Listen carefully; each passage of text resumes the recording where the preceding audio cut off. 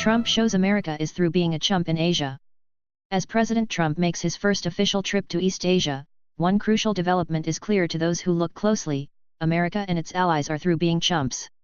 This simple change in course missed by a media and policy elite blinded by its hatred of Trump will reverse trends that have been running against the free world in Asia.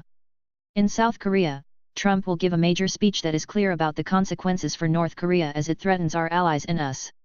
25 years of failed policy toward Pyongyang through administrations of both parties are over. The free world is through playing the patsy. In China, Trump will make it clear in private that we will no longer accept Beijing's unfulfilled promises about pressuring its client state in North Korea to reform. He has conveyed as much publicly on Twitter. We will judge Beijing by its actions, especially whether it really curbs its still massive trade relationship with Pyongyang. In public, the atmospherics will be more cordial, with Commerce Secretary Wilbur Ross along to ink business deals. In Vietnam at a multinational economic conference, Trump will be a voice for fair trade that doesn't disadvantage America.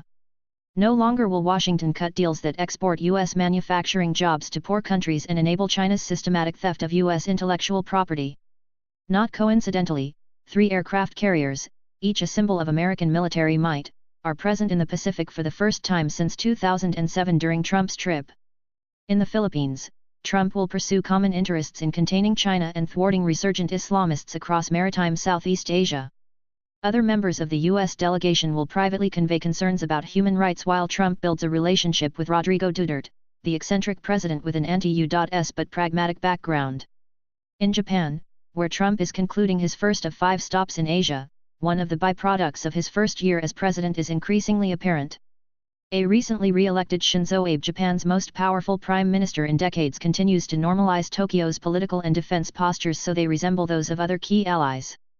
Japan already pays $1.6 billion annually to defray the costs of U.S. forces stationed here, and Abe wants to buy offensive missiles and missile defense systems from America, something to which Trump will likely agree. Trump will also encourage Abe's effort to make Japan's pacifist post-war constitution more flexible to defend against China and North Korea. The Japanese Prime Minister has communicated the clearest description of the new Allied approach to North Korea, that Pyongyang must be pressured to come to the negotiating table as a supplicant who has all but cried uncle. Barring that, the Allies will not attempt, yet again, to buy off North Korea from a position of weakness or desperation. This new approach is the strongest Allied policy in Asia since the Cold War. Abe deserves credit for his leadership, but change to this degree would not have been possible without strong backing from the American president. Nor would the left-wing government in South Korea have been deterred from its natural inclination to appease North Korea and negotiate at any price were it not for the strong, plain-spoken man occupying the Oval Office. Throughout the trip, Trump will continue to build out his restoration of America's traditional foreign policy, which forcefully advocates our key security and economic interests while avoiding sideshow entanglements and antagonisms. Trump has also restored our key alliances with countries that matter the most. What this restoration does is give our allies the political space they need to be good allies on clear display as the US, Japan, and South Korea act in unison. On the other side of world, we see this same dynamic at play with the Saudi Crown Prince's recently stated decision to turn against the Islamists. Of course, there is more to this foreign policy than stern verbiage about defense and diplomacy. Unlike tough talk from his predecessors, including the supposed military pivot to Asia of the early Obama years, when in fact our Navy and Air Force were being hollowed, allies now see clearly that our economy and military will grow much stronger under Trump. Not coincidentally, 3 aircraft carriers, each a symbol of American military might, are present in the Pacific for the first time since 2007 during Trump's trip.